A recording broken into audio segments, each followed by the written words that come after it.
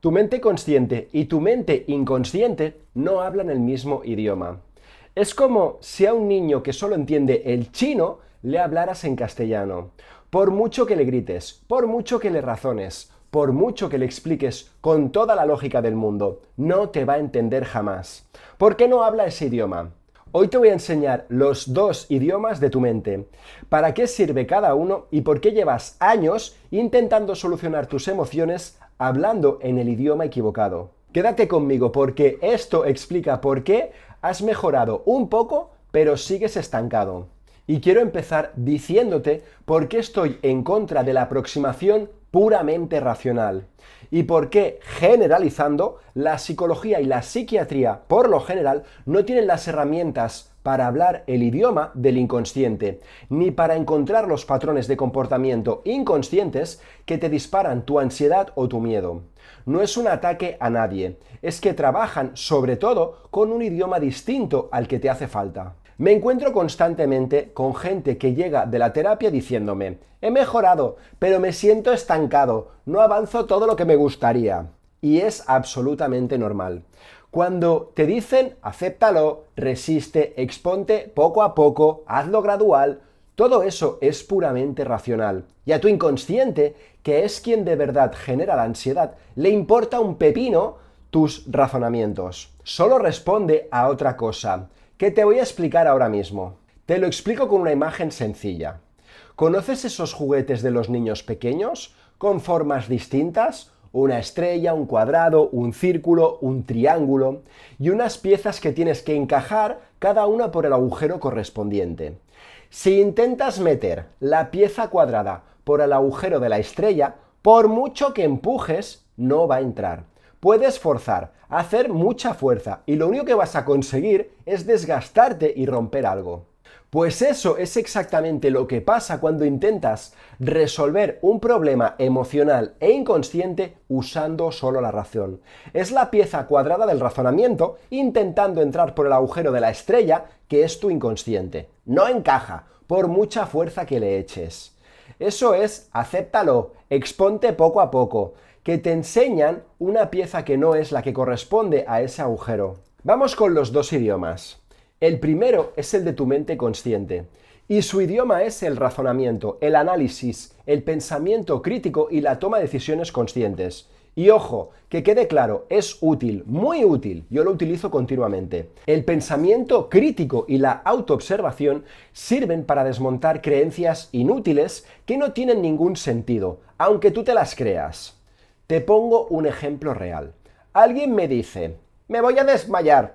Y yo le pregunto, ¿cuántas veces te has desmayado en tu vida? Y me responde, ninguna.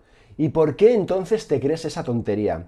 Porque se siente inestable y su cabeza con esa sensación se convierte en una productora de películas de terror. Por eso la gente piensa esas cosas. Ahí es donde entra el pensamiento crítico, la capacidad de cuestionarte tus propios pensamientos. Y yo le digo, ¿cuántas veces has pensado eso que te ibas a desmayar? Y me dice, 1000 veces. Y le digo, ¿y cuántas veces te ha sucedido de verdad? Y me dice, 0. Y le explico la diferencia entre la imaginación y los hechos. Y todavía voy más allá. Si te has desmayado 0 veces, pero lo has pensado 1000 veces, ¿cuál es la probabilidad real de que te pase eso aunque tú sigas machacándote? Y la respuesta es 0, porque 0 dividido entre cualquier número es 0. Esa es la probabilidad. Eso es cuestionarte tus propios pensamientos. Y es muy útil. Pero eso por sí solo no cambia el patrón inconsciente que sigue disparando el miedo y la ansiedad. Y esta herramienta te la puedes quedar tú mismo para usarla cada vez que te venga un pensamiento catastrófico. La próxima vez que pienses, ¿me va a pasar algo? Pregúntate, ¿cuántas veces me ha sucedido ese algo realmente? ¿Y cuántas veces me lo he imaginado de verdad? Vas a ver la diferencia que es abismal, casi siempre. Eso no te va a quitar el miedo del todo ni mucho menos, pero sí te va a permitir cuestionarte tus propios pensamientos y los rollos que te cuentas.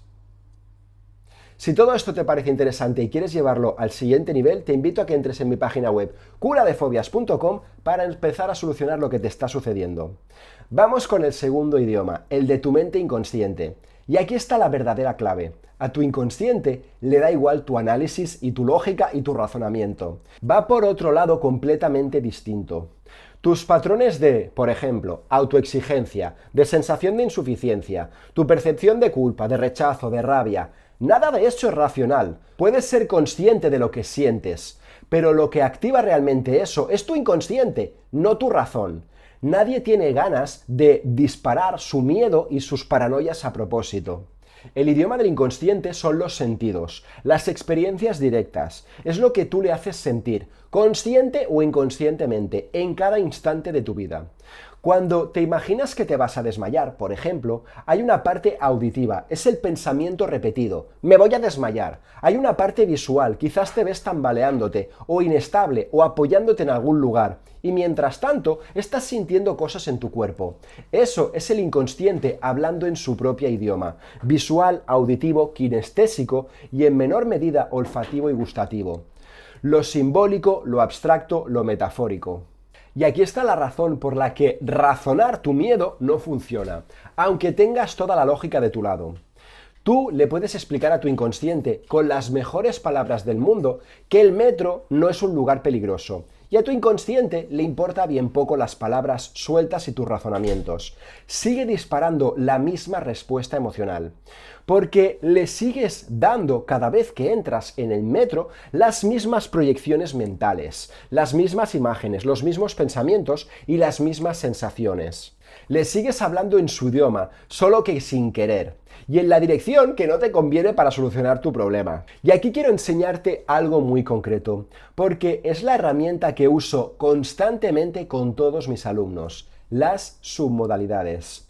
Son las características con las que tu imaginación construye cualquier experiencia, y modificarlas cambia por completo cómo te sientes. En lo visual, el color, si está en blanco y negro o a color, el tamaño, más grande o más pequeño, la distancia, cerca o lejos, el brillo, más luminoso o más oscuro. Y si lo ves en primera persona o estás disociado de tu propio cuerpo, viéndolo en tercera persona, como si estuvieses fuera. En lo auditivo, el volumen, más alto o más bajo, en el tono de la voz, agudo o grave, la velocidad, rápida o lenta. La dirección, ¿de dónde viene? ¿De allí o de allí? Si es continuo o si es entrecortado. Y en lo kinestésico, lo sensorial, la temperatura, calor o frío, la presión más intensa o menos intensa, la localización exacta en el cuerpo, dónde lo sientes, la textura, suave o áspero y el movimiento. Si esa sensación está quieta o se va moviendo dentro de ti. Y así es como yo trabajo. Primero, la parte analítica. Identifico qué hace la persona en su cabecita para llegar al resultado que tiene, qué le dispara esa angustia. Y una vez lo sé, paso al trabajo metafórico. Llevo a la persona a una experiencia donde se sintió con mucha confianza y la amplifico usando exactamente estas submodalidades. Más color, más cerca, más nítido, en primera persona, con el sonido presente y desde ese estado amplificado introduzco el estímulo que antes le daba miedo. Fíjate que no le estoy pidiendo que se convenza de nada, le estoy dando literalmente una experiencia completamente nueva y diferente, mucho más sensorial, mucho más intensa que la que el miedo original le generaba. Y como el inconsciente responde a la intensidad emocional, no al razonamiento, esa nueva experiencia compite y gana con la vieja experiencia. Sobre todo cuando se repite y se ancla bien. Y esto no le hace entender absolutamente nada nuevo, le hago sentirse distinto. Su inconsciente recibe una experiencia y una referencia completamente nueva. Y esa referencia cambia la respuesta emocional. Por eso, el idioma del inconsciente son las metáforas, lo simbólico, siempre metiendo los máximos sentidos posibles. Así que resumo, para cambiar tus patrones de comportamiento inconscientes, primero necesitas identificarlos con herramientas de análisis y de autoobservación, como el pensamiento crítico. Pero una vez identificados, lo que de verdad los cambia es hablarles en su propio idioma. Es el de los sentidos y las metáforas. Y eso casi nadie lo hace bien, porque primero hay que identificar el patrón de comportamiento inconsciente. Te cuento una anécdota porque viene al pelo. Hace muy poco una psicóloga me escribió en Instagram acusándome de intrusismo, diciéndome que yo hacía psicología clínica sin tener ni puñetera idea. Y le respondí con mucho cariño, algo que quiero que te quede claro. Yo no hago psicología clínica, hago otra cosa completamente diferente. La psicología, por lo general, no hace todo esto que yo te he explicado. Yo identifico los procesos conscientes e inconscientes de una persona y le ayudo a modificar sus propias estrategias mentales. Eso es la diferencia entre la programación neurolingüística, que es el estudio de la estructura de la experiencia subjetiva.